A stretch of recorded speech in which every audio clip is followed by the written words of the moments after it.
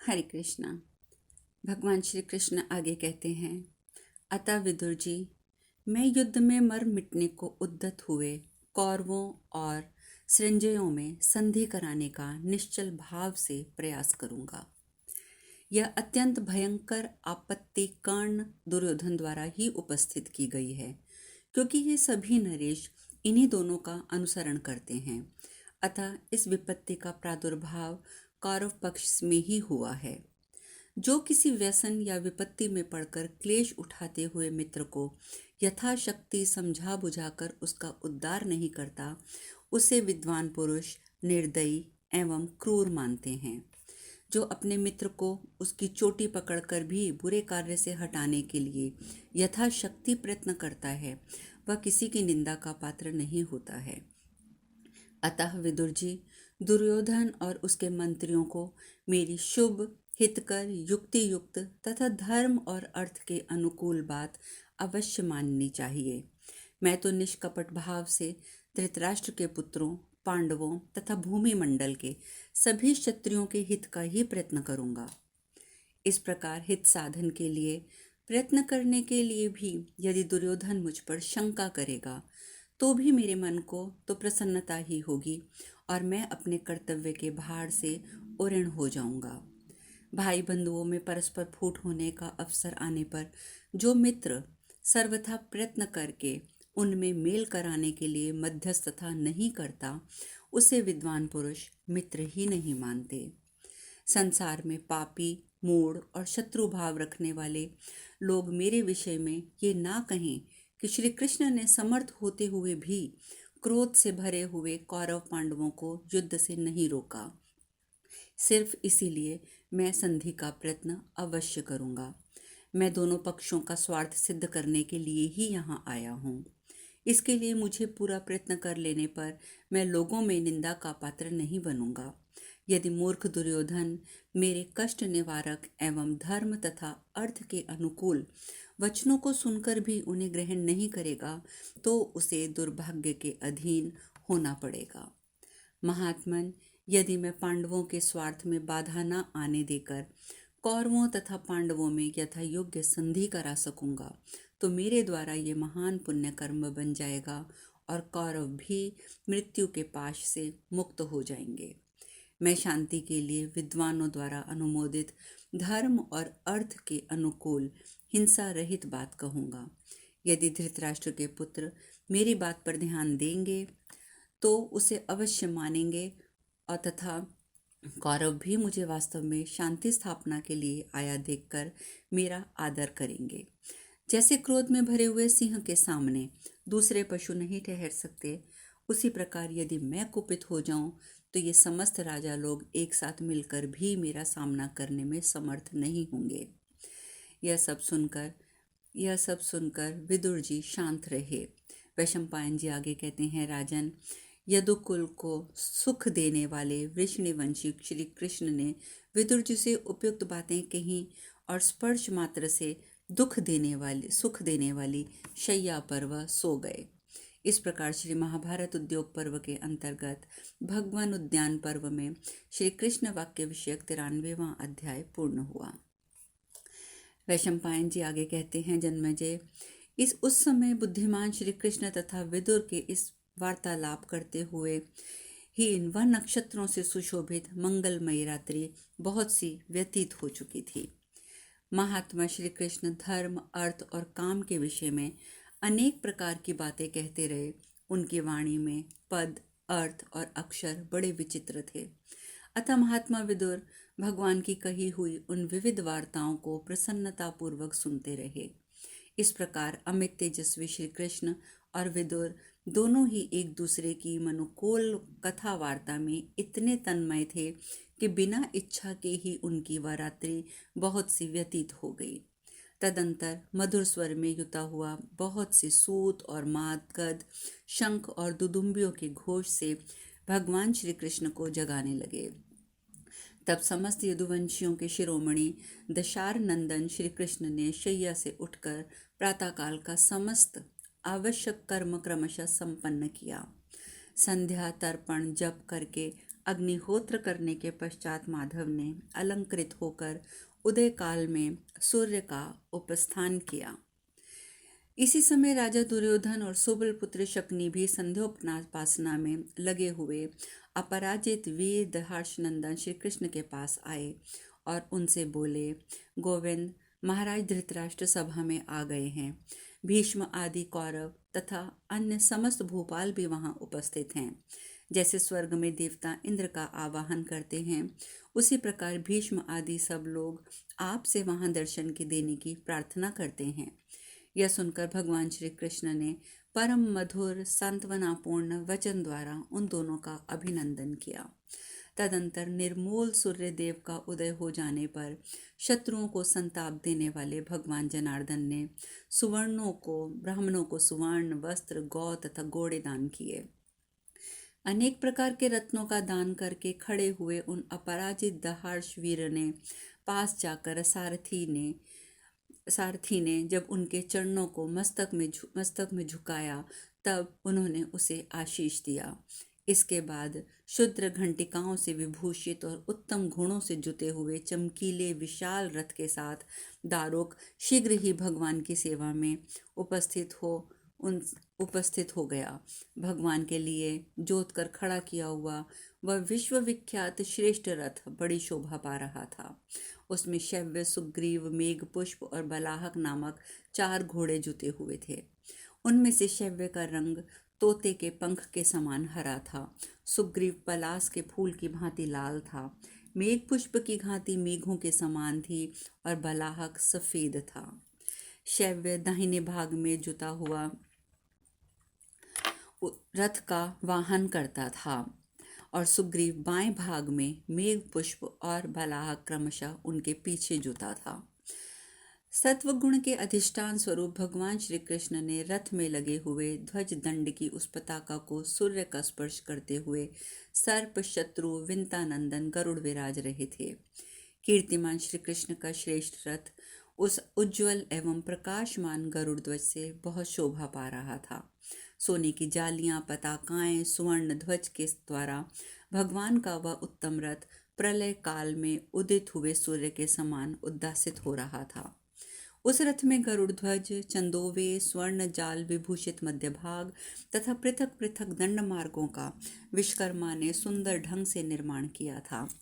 प्रवाल अर्थात मूंगा, मणि, सुवर्ण, वैदुर्य, मुक्ता आदि विविध आभूषणों, शत शत क्षुद्र घंटिकाओं तथा बालमणि की झालरों से उस रथ के अंत प्रदेश को सुसज्जित किया गया था।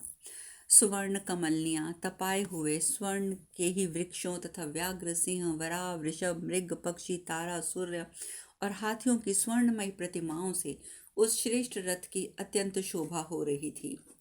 कुबेर युगंधर की गोलाधर संधियों में व्रज, अंकुश और विमान की आकृतियों से उस रथ को विभूषित किया गया था।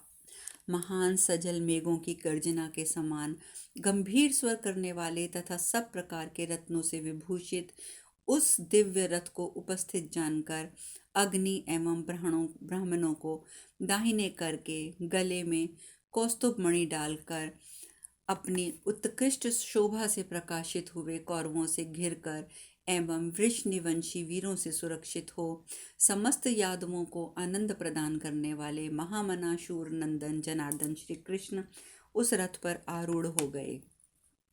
समस्त प्राणियों में श्रेष्ठ और समस्त बुद्धिमानों में उत्तम दशार नंदन श्री कृष्ण के पश्चात समस्त धर्मों के ज्ञाता विदुर जी भी उस रथ पर जा बैठे।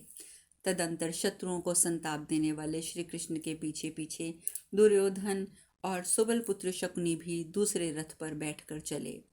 सात्यकी, कृतवर्मा और वृषणिवंशी दूसरे रथी भी हाथी, घोड़ों और रथों पर बैठकर भगवान श्री कृष्ण के पीछे पीछे गए। राजन, उन सबके जाते समय सोने के आभूषणों से विभूषित उत्तम घोड़ों से जुते हुए एवं गंभीर घोष युक्त करते हुए उनके विचित्र रथ शोभा पा रहे थे। अपनी दिव्य कांति से प्रकाशित होने वाले परम बुद्धिमान भगवान श्री कृष्ण यथा समय उस विशाल राजपथ पर जा पहुंचे जिस पर पूर्व काल के राजऋषि यात्रा करते थे। वहां की धूल झाड़ दी गई थी और सर्वस्त्र जल का छिड़काव किया गया था। भगवान श्री कृष्ण के प्रस्थान करने पर ढोल, शंख तथा दूसरे गाजे बाजे एक साथ बज उठे।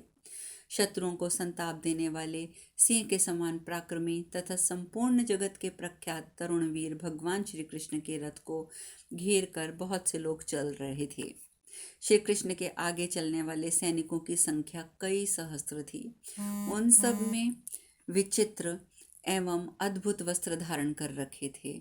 उनके हाथों में खड्ग और प्रास आदि आयुध शोभा पाते थे। किसी से पराजित न होने वाले दशारवंशी वीर भगवान श्री कृष्ण के पीछे उस यात्रा के समय 500 हाथी और सहस्त्रों रथ जा रहे थे। शत्रु दमन जन्मेजय उस समय भगवान श्री कृष्ण का दर्शन करने के लिए बालक, वृद्ध, स्त्रियों सहित कौरवों का सारा नगर सड़क पर आ गया था। छतों की सड़कों की ओर वाले भाग पर बैठी हुई झुंड की झुंड स्त्रियों के भार से मानो हस्तिनापुर के सारे भवन कंपित हो रहे थे।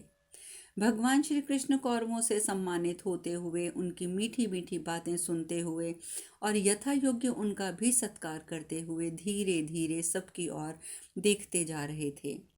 कौरव सभा के समीप पहुंचकर श्री कृष्ण ने अनुगामी सेवकों ने शंख और वेणु आदि वाद्यों की ध्वनि से संपूर्ण दिशाओं को गुंजा दिया। तत्पश्चात अमित तेजस्वी राजाओं की वह सारी सभा भगवान श्री कृष्ण के शुभागमन की आशंका के कारण हर्षोल्लास से चंचल हो उठी। भगवान श्री कृष्ण के निकट आने पर उनके रथ का मेघ गर्जना के समान गंभीर घोष सुनकर सभी नरेश रोमांचित हो उठे।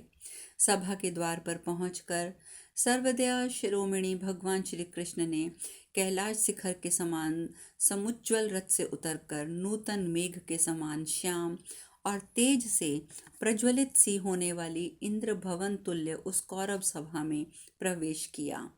राजन, जैसे सूर्य अपनी प्रभा से आकाश के तारों को तिरोहित कर देते हैं, उसी प्रकार महायशस्वी भगवान श्री कृष्ण अपनी दिव्य कांति से कौरवों को आच्छादित करते हुए विदुर और सात्यकी का हाथ पकड़े सभा में आए। वसुदेव नंदन श्री कृष्ण के आगे आगे कर्ण और दुर्योधन थे। उनके पीछे कृतवर्मा तथा अन्य वृष्णिवंशी वीर थे। उस समय भीष्म, द्रोणाचार्य आदि सब लोग भगवान श्री कृष्ण का सम्मान करने के लिए राजा धृतराष्ट्र को आगे करके उनके आसनों से उठकर आगे बढ़ आए। दहाड़ नंदन श्री कृष्ण के आते ही महायशस्वी प्रज्ञा चक्षु राजा धृतराष्ट्र भीष्म और द्रोणाचार्य के साथ ही उठ गए थे। महाराज धृतराष्ट्र के उठने पर वहां चारों ओर बैठे हुए सहस्त्रों नरेश उठकर खड़े हो गए। राजा धृतराष्ट्र की आज्ञा से वहां भगवान श्री कृष्ण के लिए स्वर्ण भूषित सर्वोत्भद्र नामक सिंहासन रखा गया था।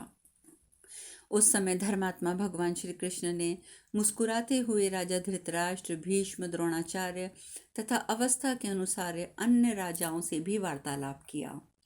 वहां सभा में पधारे हुए भगवान श्री कृष्ण का भूमंडल के राजाओं तथा सभी कौरवों का भली भांति पूजन किया गया। सभाओं के बीच में खड़े हुए राजाओं के बीच में खड़े हुए शत्रु नगर विजयी परम तप भगवान श्री कृष्ण ने देखा कि आकाश में कुछ ऋषि मुनि भी खड़े हैं। उन नारद आदि महर्षियों को देखकर श्री कृष्ण ने धीरे से शांतनु नंदन भीष्म से कहा, नरेश्वर, इस राज्य सभा को देखने के लिए देखिए ऋषिगण भी पधारे हैं। इन्हें अत्यंत सत्कार पूर्वक आसन देकर निमंत्रित किया जाए, क्योंकि इनके बैठे बिना कोई भी नहीं बैठ सकता। पवित्र अंतःकरण वाले इन मुनियों की शीघ्र पूजा की जानी चाहिए। शांतनु नंदन भीष्म ने मुनियों को देखकर सभा द्वार पर स्थित हुए राज कर्मचारियों को बड़ी उतावली से आज्ञा दी, अरे आसन लाओ। तब सेवकों ने इधर उधर से मणि सुवर्ण जड़े हुए शुद्ध विशाल एवं विस्तृत आसन लाकर रख दिए। भारत, अर्घ्य ग्रहण करके जब ऋषि लोग उन आसनों पर बैठ गए, तब भगवान श्री कृष्ण तथा अन्य राजाओं ने अपना अपना आसन ग्रहण किया। दुशासन ने सात्यकी को उत्तम आसन दिया और विविशंति ने कृतवर्मा को स्वर्णमय आसन प्रदान किया। अमर्ष से भरे हुए महामना कर्ण और दुर्योधन दोनों एक आसन पर श्री कृष्ण के पास ही बैठे थे। जन्मेजय गांधार देशीय सैनिकों से सुरक्षित पुत्र सहित गंधार राज शकुनी भी एक आसन पर बैठा था। परम बुद्धिमान विदुर भगवान श्री कृष्ण के आसन का स्पर्श करते हुए एक मणि पर चौकी पर, जिसके ऊपर श्वेत रंग का स्वर्णीय मृग चर्म बिछाया था, उस पर बैठ गए। तब सब राजा दीर्घ काल के पश्चात दहाड़ कुलभूषण भगवान जनार्दन को देखकर उन्हीं की ओर एकटक लगाए बैठे थे, मानो दृष्टि से ही अमृत पी रहे हों। इस प्रकार उन्हें तृप्ति नहीं हो रही थी। अलसी के फूल की भांति मनोहर श्याम कांति वाले पीतांबरधारी भगवान श्री कृष्ण उस सभा के मध्य भाग में स्वर्ण पात्र में रखी हुई नीलमणि के समान शोभा पा रहे थे। उस समय वहां सबका मन भगवान गोविंद में ही लगा हुआ था, अतः सभी चुपचाप बैठे थे। कोई मनुष्य कहीं कुछ नहीं बोल रहा था। इस प्रकार श्री महाभारत उद्योग पर्व के अंतर्गत भगवान उद्यान पर्व में श्री कृष्ण का सभा में प्रवेश विषयक 94वां अध्याय पूर्ण हुआ। वैशंपायन जी आगे बताते हैं, जन्मेजय, जब सभा में सब राजा मौन होकर बैठ गए, तब सुंदर दंतावली से सुशोभित तथा दुदुम्बी के समान गंभीर स्वर वाले यदुकुल तिलक भगवान श्री कृष्ण ने बोलना आरंभ किया। जैसे ग्रीष्म ऋतु के अंत में बादल गरजता है, उसी प्रकार उन्होंने गंभीर गर्जना के साथ सारी सभा को सुनाते हुए धृतराष्ट्र की ओर देखकर इस प्रकार कहा। श्री भगवान बोले, भरत नंदन, मैं आपसे ये प्रार्थना करने के लिए आया हूँ कि क्षत्रिय वीरों का संहार हुए बिना ही कौरवों और पांडवों में शांति स्थापना की जाए। शत्रु दमन नरेश, मुझे इसके सिवा दूसरा कोई कल्याणकारक बात आपसे नहीं कहनी है, क्योंकि जानने योग्य जितनी बातें हैं वे सब आपको स्वयं ही विदित हैं। भूपाल, इस समय समस्त राजाओं में ये कुरुवंश ही सर्वश्रेष्ठ है। इसमें शास्त्र और सदाचार का पूर्णता, आदर एवं पालन किया जाता है। यह कौरव कुल समस्त सद्गुणों से संपन्न है। भरत, कुरुवंशियों में कृपा, अनुकंपा, करुणा, अनश्रद्धता, सरलता, क्षमा और सत्य, ये सभी गुण विराजमान हैं।